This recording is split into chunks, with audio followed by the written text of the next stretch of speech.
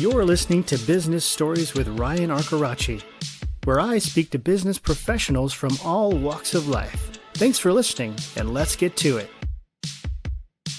Hey, everybody. Welcome to another episode of the Business Stories with Ryan Arcaracci podcast. And if you have been following the news lately, on July 13th, there was an assassination attempt on former President Donald Trump, which has brought the spotlight on the Secret Service, local law enforcement, everybody in the security world.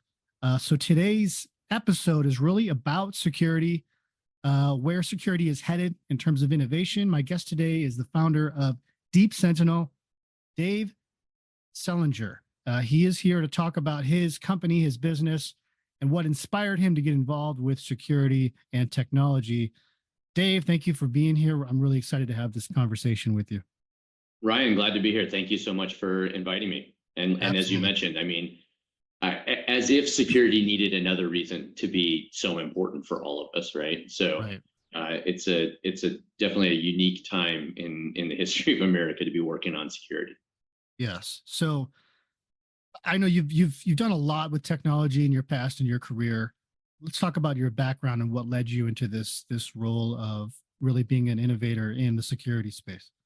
Yeah, so interestingly, security is not my background. My training and academic career was in artificial intelligence. I did an undergrad in a set of graduate research at Stanford in robotics and AI. I do not have an advanced degree from Stanford. I'm kind of one of those Silicon Valley F the credentials. Who cares? Just get the work done and get the knowledge. And so that's very much been my mentality my entire life. In fact, I almost didn't graduate from Stanford. I dropped out.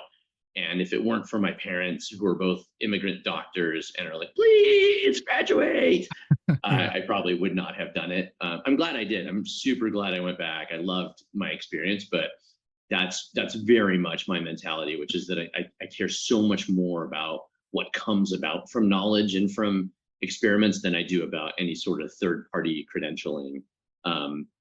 But yeah, so I took that experience. I had started a number of companies during the first .com, and then I went on to join Amazon in the very, very early 2000s and started the first AI-based group there called Customer Behavior Research. I worked directly with Jeff Bezos quite a lot, and then started a company called Redfin, which is a real estate company now publicly traded, and then started a company in the AI space as well called Rich Relevance, which was focused on enterprise level artificial intelligence development, grew that to 50 million on revenue, and then left that company, and we recently sold it, and then started Deep Sentinel about 7 years ago as I reached a point in my career where I really wanted to bring together everything I was working on. I was on a bunch of nonprofit boards, and I wanted to work on a for-profit business that served the world, made the world a better place, and took advantage of my skill set and my experience. And out from that came an AI-based physical security company. And we've been growing very well since then. And we're just at the point now where we've got tens of thousands of cameras all around the country and are starting to see the impact of changing the security landscape, as you mentioned. I find this really fascinating, the melding of AI with security. So can you talk to us about the technology? And I've been on the website. I look at the cameras. The cameras look really cool. I mean, the old school security cameras look kind of like boxy and kind of odd. These are like black. They almost look like eyeballs. They're kind of cool looking, but I'm really intrigued by the technology behind this. Can you talk to people about how did you mold the two together, the AI with the cameras? Yeah, I mean, I tend to be a very outcomes-based entrepreneur, and I think every entrepreneur has to be to a degree outcomes-based, but meaning that even though I'm a technologist at my core and I love AI, I love machine learning, I really wanted to design something and build something to achieve a known, specific, precise objective. And so I did start with the understanding that AI about 7 years ago started to go through the revolution that we now all know about. Yep. And I can talk about that more in a minute, but I started looking around, and I actually was building in my office, and I have a little robotics laboratory in the house, and I was building AIs, and I realized, oh my God, everything that we've been promising from the world of AI is coming to fruition right now. Right. And so I looked around at the different business models that were possible. And at about that same time, I had a neighbor, this is like 2016, I had a neighbor who had a home invasion. And I'm a typical kind of geeky dork. And so I'm also the head of my neighborhood watch, and I got everybody to buy cameras and everything. And so she had cameras, she had an alarm. All of us have cameras. And she still had this horrible, horrible home invasion. And I asked the police department to come and speak to our neighborhood. And they came, and the cop that came, who's now, thank goodness, a friend of mine, because I was kind of a jackass to him, pardon me. He's talking to us, and I was like, I raised my hand. I'm like, just tell me, she has cameras, she has an alarm. How did this happen? And he turns and he looks at me and he's like, what did you expect the cameras to do? I mean, did you think they were going to actually like jump out and do anything? We have a video of these guys going into our house. We have a video of them breaking down the door. They just have masks on. We can't tell who they are, and we're not going to be able to do anything with that. And it was in that moment I realized, oh my God, from an outcomes perspective, here are all of these business owners, all of these consumers, all of these homeowners who believe that their alarm and their cameras stop crime. And in fact, here's this cop standing here explaining to me in very simple language, very clearly, why that doesn't happen. Yeah. And I remember that moment, just realizing that I feel like I've had this blinder on, and here I am, the technologist in this meeting, asking just the dumbest possible question, expecting technology to do something it can't do. And so then I decided then and there, I'm going to make the technology that does that. So I built Deep Sentinel with the objective of doing something very unique in the physical security space, which is we stop crimes. We do one thing, we do it incredibly well, and we do it at scale. We do it so that we can, like I said, service tens of thousands of cameras all over the country. And from what I understand with the camera works, so the cameras can detect, I guess you call it an anomaly, or somebody who's just not fitting the description of your typical family member, or someone who's safe in the area, someone who's allowed to come to your home. And I'm kind of curious, like, how does it differentiate between, this is just my my mother-in-law coming over, even though Ryan, you might want security from that. But I was gonna say that actually is one of the values that we provide is mother-in-law protection. Sorry for not answering your question. I just realized I gave you a long not answer. So I'll answer your question now. Yeah. So how it works. I think the best way for me to describe this, if you don't mind, is for me to use a personal anecdote. Yeah. And I'll weave in all the parts of the technology here. So I have Deep Sentinel installed on my home.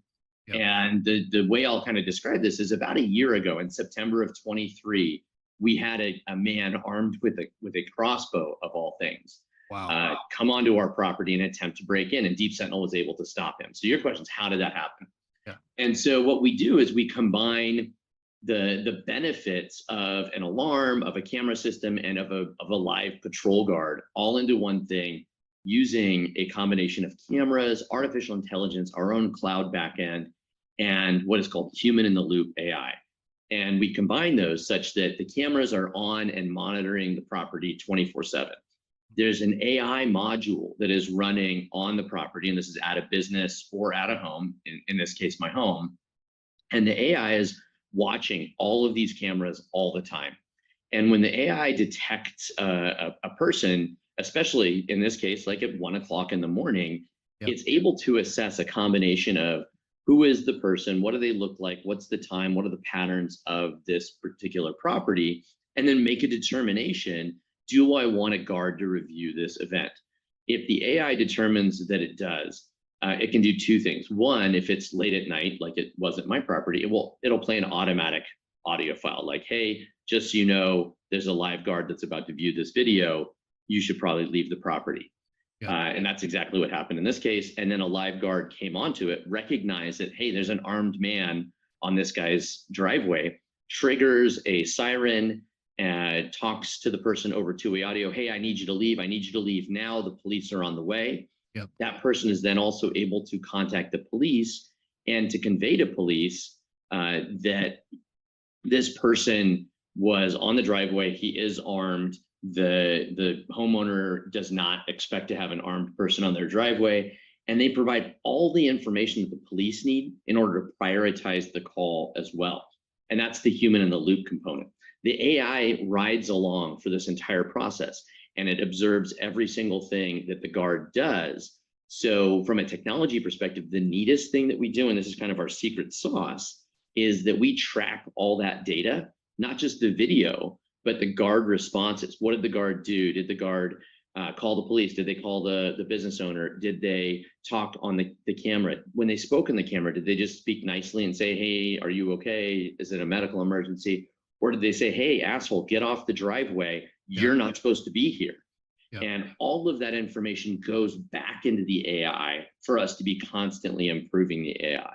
And so it's this really neat combination of really, really deep technology and then really involved human beings that are well trained, and bringing those two together, that combination of AI and human in the loop, to create an experience that nobody else has been able to create. This is amazing. So from what I understand, the AI is really communicating with the cameras. But the It's AI, with the cameras and with the guards, so that the AI communicates on both sides, and that's one of the, again, the unique things about what we do. A lot of people in this AI kind of world think about it as doing one thing, and we've been able to build an AI that brings these two worlds together. It bridges that gap. Wow. So when you have the AI involved with these scenarios, is it always learning from the different, because there's so many different, there's millions of different things that could happen when it comes to some sort of a criminal or something happening. I mean, there's so many different scenarios, break-ins, do they have a firearm? Do they not? So is the AI constantly learning from all of this? So it's constantly improving every time? That's exactly right. Yeah. So, and it does it on two levels. One of the other neat things that we've built from a technology perspective is we've built an AI that learns kind of what you will call it, what technologists would call a general model, which we apply to all of our customers. Yeah. And then it also personalizes. So it builds specific knowledge about this location or this camera. For example, for any of your listeners, and I imagine most of them have some degree of camera experience, you'll know that the most annoying thing you can have if you have a Ring camera, a Nest camera, or a more advanced camera system is you have a tree that waves in the wind. And even with the most advanced AI out there, it will eventually have a false trigger and say, hey, I think this is a person. And so by building a constantly learning AI, we've been able to filter those types of things out. And that's really, from a technology moat perspective, a differentiating factor. We've by far built the most advanced AI system for the specific task of stopping crimes. I want to throw kind of an interesting question at you, given the circumstances we've had recently.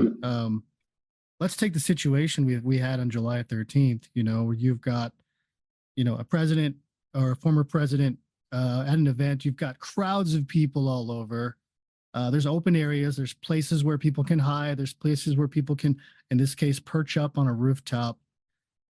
Walk me through, Dave, if you implemented this with that kind of a scenario, or even like a mall or a concert or something, how do you think it could have been preventable with this kind of technology in that scenario? So I'm going to say absolutely that the type of technology that Deep Sentinel is building, and specifically what Deep Sentinel is building, could have played a very, very active role, or could have on its own stopped the event that happened to President Trump. And I'm gonna caveat that by saying I am not a member of the Secret Service. I do not have any non-public information about that. But as the public has started to tear apart what happened at the Secret Service, what we're seeing is that the world's premier security organization has fallen behind, and they established the wrong perimeter. There are three topics I will talk about in the context of the issue with President Trump that I think are very relevant, and they're really very relevant to the way that your listeners should apply security as well to themselves. So one is, what's your perimeter? Know what your perimeter is and make sure that's the right perimeter. we know for a fact that the Secret Service chose the wrong perimeter, period, Yep. full stop, right? Number two is, how do you manage outside of the perimeter? The entirety of the intelligence complex outside of specific event security has been based on how do we identify and prevent things before they reach the perimeter. And that's where the United States has been so successful. We've had very few attacks on American soil of any form in the last 30 years. 9/11 and then the assassination attempt on Trump being the two really big failings in the last few years. And then before that, the Oklahoma City bombing. And that's because the United States has done such a good job of investing in outside perimeter proactive security. The analysis of this event shows that we did not do that, right? We didn't establish a secondary perimeter. And that's where Deep Sentinel would have come in. I would not have used a Deep Sentinel type solution to try to watch the entire crowd. I would use a different type of AI-based technology. Yep. But the challenge specifically in the case of President Trump was they did not establish a secondary perimeter. Yep. Are you kidding me? Right? I mean, you have a former president of the United States that's running for president and that is currently in the lead. So for all intents and purposes, should be having presidential level security, and you don't have a secondary perimeter. Yeah. And you know, I mean, she resigned today, so I don't need to really pile on. But like, my God, pardon me. Then number three was training. They had the right folks right around President Trump, but they did not have the right folks at the perimeter.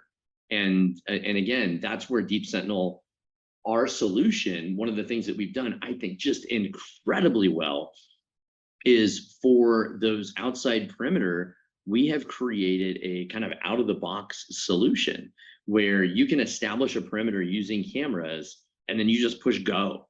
And we're able to handle tens of thousands of videos coming in. We're able to process them in real time, and we're able to intervene per the instructions of that site. And so in all three of those areas, they had the wrong perimeter, they had no secondary perimeter, and they didn't have the right staff.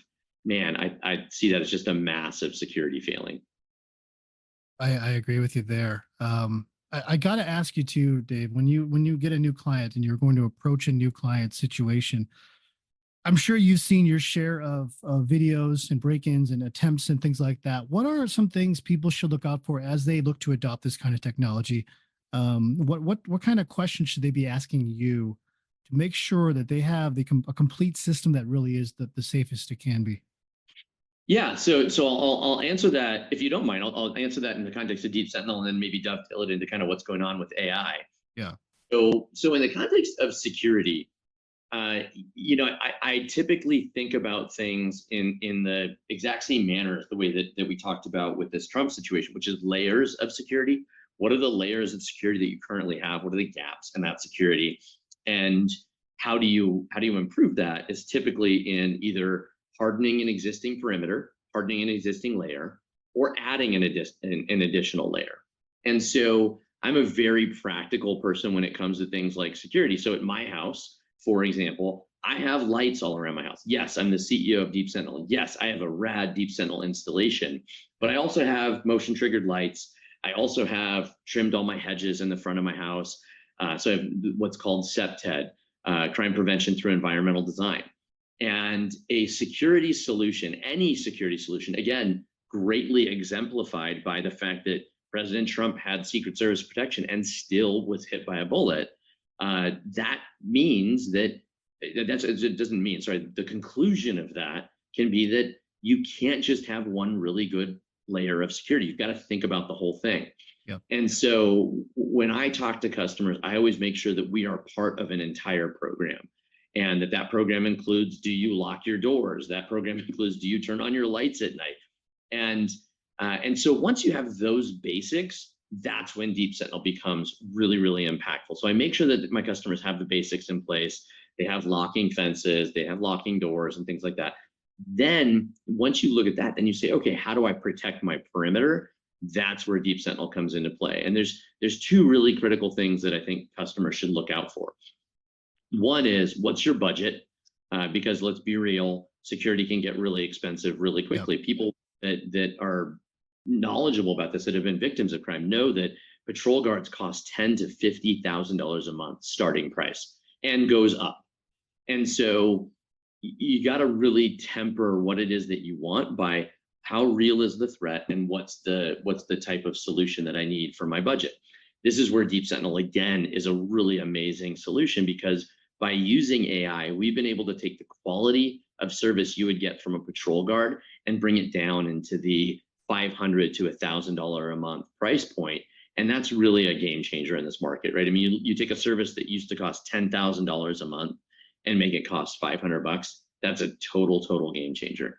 The second parameter that I would have people look at would be what's the ability to solve the problems that I specifically have. Meaning, if your business is a warehouse and it's in the warehouse district and there's just a lot of nighttime burglaries, okay, that's a set of problems. If you have a multi-tenant residential, you're running a hotel, or you have a set of apartments that you're operating, well, then you have a bigger set of problems. You've got like pools that maybe are closed after hours, and that's not directly a security problem. Like, nobody's gonna your tenants aren't stealing your pool, but they're using it after hours, and you have specific problems like that. And so the second thing I would look at is, within your perimeter and within that security envelope, what are the critical services that you need to have provided so that you can evaluate, does this solve all of my problem or does it solve part of it? So those would be the two key things.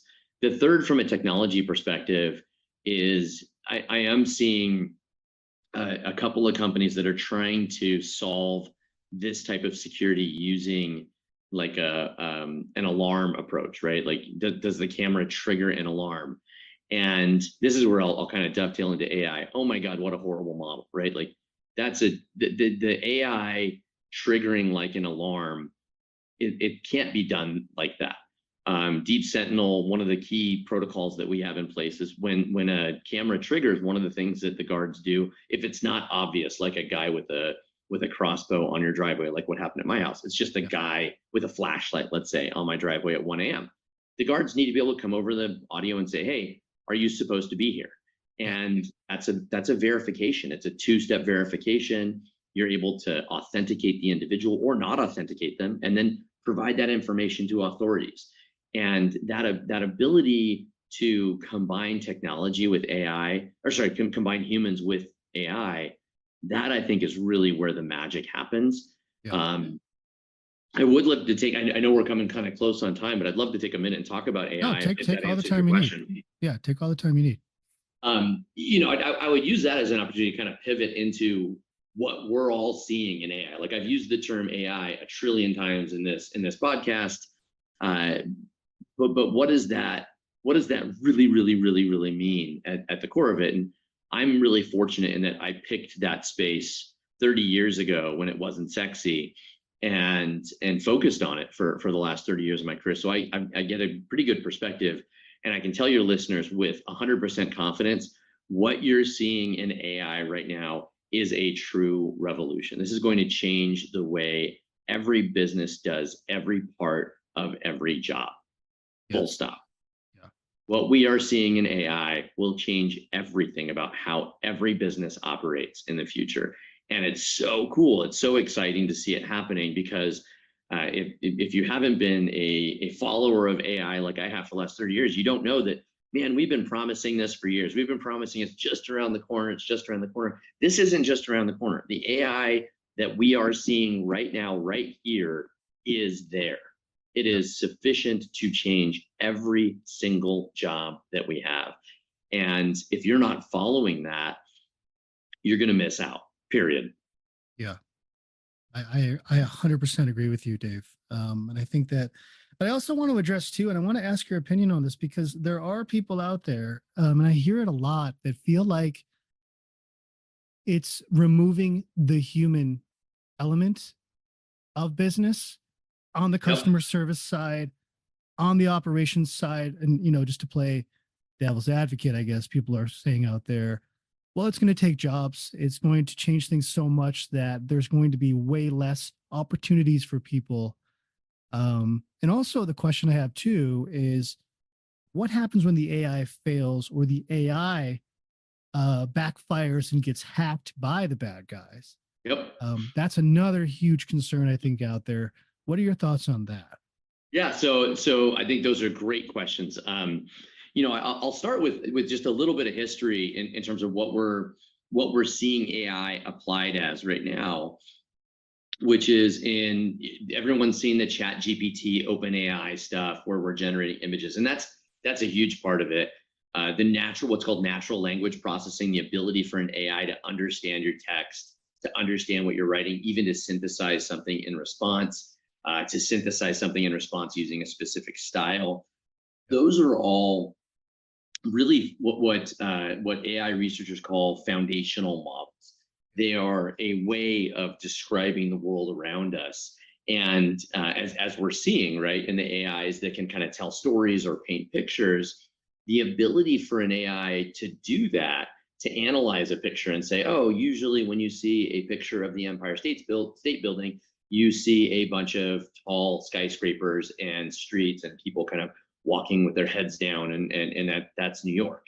Yep. And that type of first degree, then second degree, third degree, fourth degree connection has always been elusive for AIs.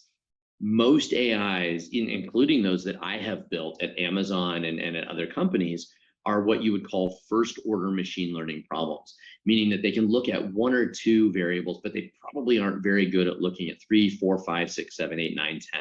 Yep. The AIs that we have today have broken through that limitation. And that is just astronomical in its implications. And again, it's visible. I think it's easy for people to say, well, that's just a shiny hat trick. Or easy for them to say, well, but how does that impact things? Or easy for people to blow them out of perspective. But using just a truly kind of on the ground technical description, they have absolutely blown through that problem, and they figured out how to apply that to problems of today. And so when you ask the question, how do you integrate that into humans? How does that affect jobs? What happens when the AI gets hacked? All of those come down to just a holistic set of understandings that I'm personally a little bit concerned about in the context of government. Yeah. Our governments have always been very slow about adapting to new technology. Right? Like our government right now is still grappling with how do we deal with Facebook, which was started 20 years ago. Right? That fascinates me. I know. Yeah. I'm glad it fascinates you because it just scares the living crap out of me. It scares me too. Yeah, I totally understand. I'm with you. I'm in the same boat. I get it. Yeah. And so, my approach to this has been, I will choose to be an exemplary leader in this space, and I will choose to be responsible. I will choose to take a responsible angle on AI, and I will choose to make that as profitable as livingly possible as an example for other leaders to say, there's a way to make a ton of money with AI.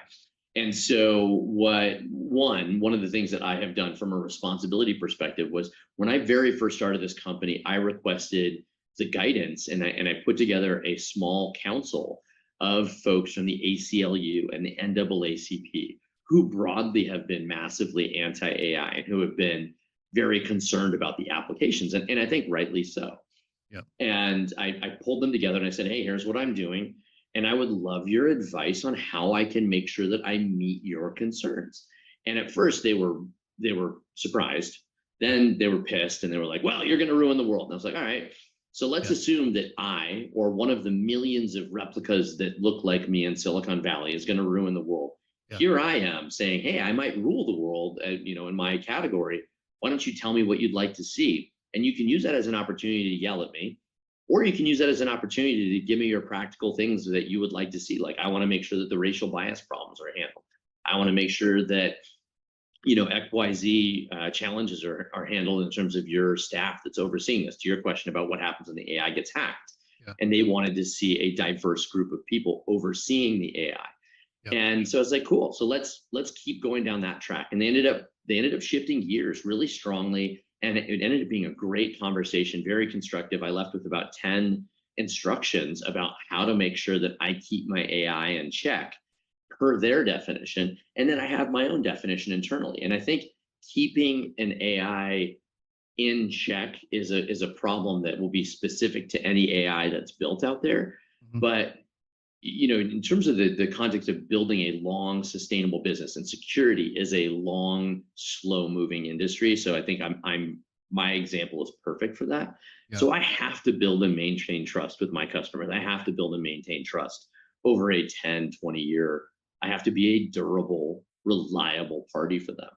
Yeah. And so the number one thing that I would recommend is making sure that there is a human being in the loop, that the system is designed from start to finish, from the data collection phases to the what's called AI training phases to the AI in inference mode in production phases, that there is a human in the loop at all of those stages, responsible to the ultimate consumers to say, are we accomplishing the objective, or have we gotten out of our desired control zone? Yeah. And you've seen examples where, like, Google, for example, had its inclusion group go way over the top, and it didn't meet the needs of consumers, and so they had to correct for that. Yep. And so I think keeping that human in the loop model is going to be absolutely critical. In terms of the hacking and the taking away jobs, I'll address those two questions too. The hacking, right? I think the human in the loop is the core thing there, right? Just keeping an eye on it. We treat our AI like an employee. It has KPIs, key performance indicators. Wow. And if it starts deviating, Yeah. then we know it's not performing correctly. Right. And so, I wouldn't, we don't give it benefits. It doesn't get a day off, unfortunately. Yeah. It can't but we do manage it tightly, just the Right. same way you would manage an employee. Like, define what you want it to do, define how you can measure that, define the parameters of, all right, here's an alarm when it's doing too much or doing too little, or doing the wrong thing, and then keep a human in the loop. And so that combination for us seems to work pretty well. And if someone were to hack it, it would probably trigger one of those alarms. Yeah. In terms of taking away jobs, I mean, technology always makes jobs obsolete. That's the point of technology automation. Right. Technology historically has come along with a commensurate increase in quality of life for the residents of developed nations. And I think we're at a stage now where, I think politically we have to start looking at, are we starting to run out of things for human beings to do relative to the size of the population? And, I think that is an increasingly important political question. I'll share that I'm personally a registered Republican, and so I'm going to say something that's not party line, but one of the things that I don't see a way around in the coming 50 years is universal basic income.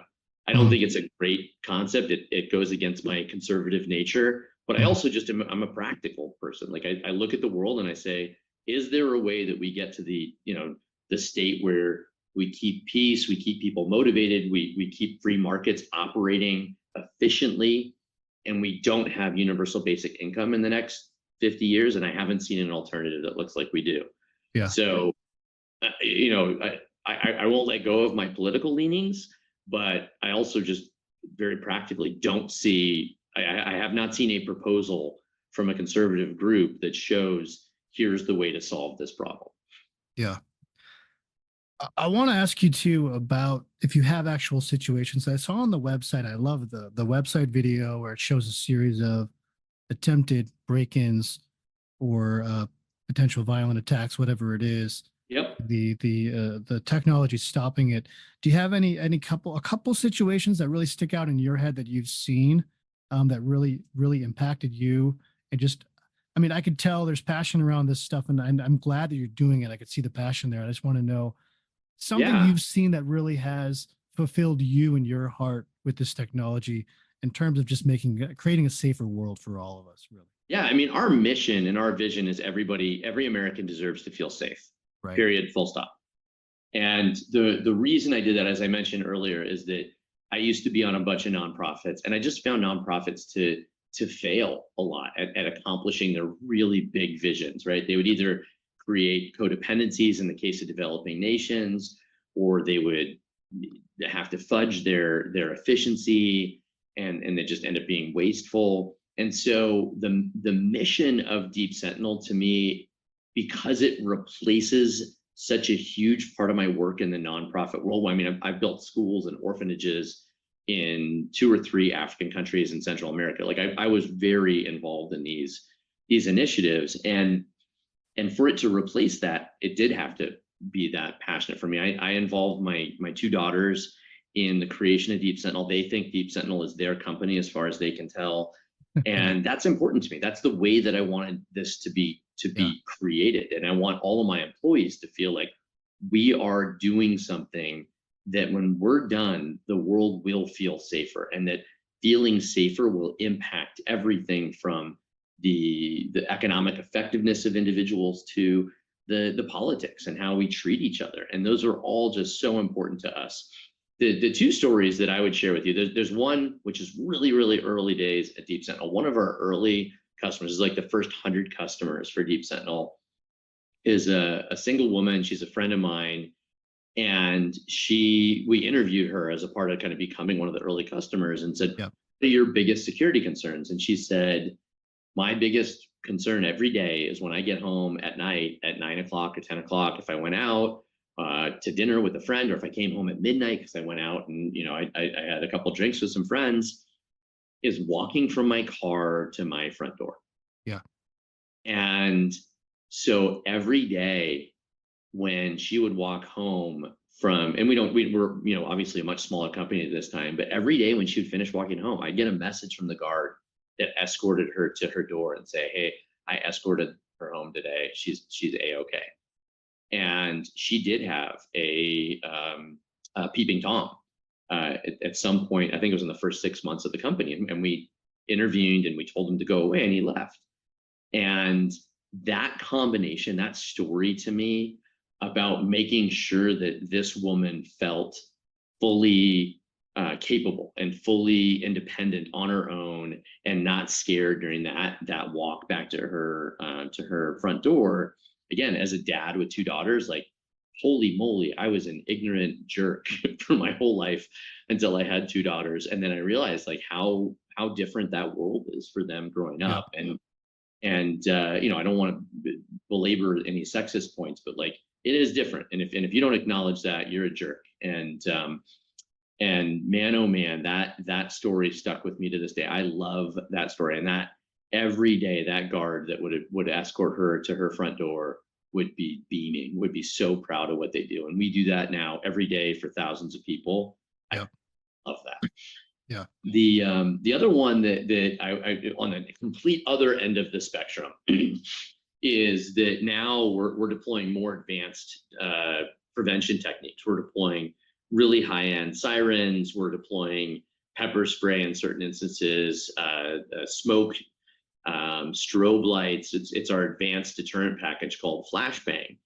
And as I look at where the world is going and the divisiveness politically, whether that's about security broadly, that's about police policies, that's about race policies, that's about gun ownership and the Second Amendment.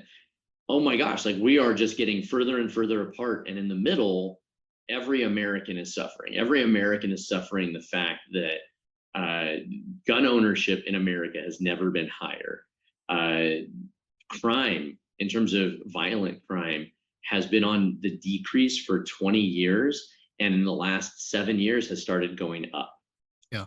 And I want to use this as a politically unifying statement, because it's really easy to say that's the Democrats' fault, that's the Republicans, and that's not it. Period. Full stop. That's just not it. Right. The 2 states with the highest per capita murder rates are California and Texas, and they're the flag holders of the blue and the flag holders of the red. They're the flag holders of the Second Amendment defenders and the flag holders of the gun rights, right? Or sorry, gun control. Yeah. It is across the spectrum. It is across gun owners. It is across political boundaries. We are suffering because our parties can't get their stuff together and pass meaningful legislation that affects the problems that affect us. Problems like homelessness that are just absolutely first and foremost in the experience of the residents of any major city in the country, red or blue. Is violent crime that is affecting us. And so when I look at our ability to reduce the need for that level of escalation, i.e., pulling a gun out to protect yourself, anyone who has actually been in that situation, I think, who has a heart, can tell you that I did not want to pull the trigger. That's not, as much as I may have trained and owned weapons, that is not my goal. Yeah. And any truly responsible gun owner will say that. And our ability to stop even criminals that have a high degree of intent, who are themselves armed, without having to place a business owner or a homeowner at the level of jeopardy, either of committing an act or being the victim of an act of massive violence. That, to me, is so critically important and so needed in our society. Again, as a business that I built with my two daughters, creating safety and that every American deserves to feel safe. That is our ability to actually deliver that, man. I feel so proud of that every single day. I wake up every single day jazzed about my work and jazzed about my team and jazzed about what we do for our customers. And that to me is the most sustainable thing about this business for myself. Yeah, I agree with you. I think what you're doing is awesome. Not because I'm a tech nerd, but also I appreciate anybody out there in the world trying to make the world a safer place, because, you know, in light of recent events, we're seeing an increase in tension, like you said, political tension, sociological tension. It's a little scary. So I think what you're doing is great. I think you're on the cusp of, you know, taking this to the next level in the next few years, and I think it's awesome. Dave, I got to ask you, for people listening, if they want to get involved with this, or they want to bring on this technology for their business, what's the best way to get in touch and start the process with you? The absolute best way, I'm going to give you a unique answer, I hope it's unique at least, is to go to YouTube and look for Deep Sentinel. Our YouTube channel is incredibly robust. We'll show you examples of crimes that we've stopped. We'll show you how the system works. We'll show you how you can get it installed, what the installation options are. We have DIY options. We have professionally installed options. We have wireless options. We have wired options. We have a lot of ways to get this system to work for you. And the best way to get started is to really kind of get into what are the types of crimes we stop. And that again, that ranges from homelessness to, you know, physical assault and armed assault. And so getting more tangible knowledge about how we do that, what we do, that's always the place I would ask people to start, is with our YouTube channel. And it's Deep Sentinel, Sentinel. That's great. Well, Dave, thank you so much. I wish you only the best with this. I think it's going to be a great thing. It's going to continue to grow. And I really appreciate all you're doing for everybody out there, making the world a safer place. We need more people like you out there. So thank you so much for coming on the show. And if you're interested in Dave's technology, Deep Sentinel, go to the YouTube channel, go to the website, look this company up, and help make this world a better and more safer place. So thanks, Dave. It was good talking to you. Thanks, Ryan. Really appreciate it. Hey, this is Ryan with the Business Stories Podcast, and I want to let you know that we are looking for sponsors for episodes. If you have a company that wants to sponsor an episode, please reach out to me at livingryan@gmail.com. And thanks again for listening.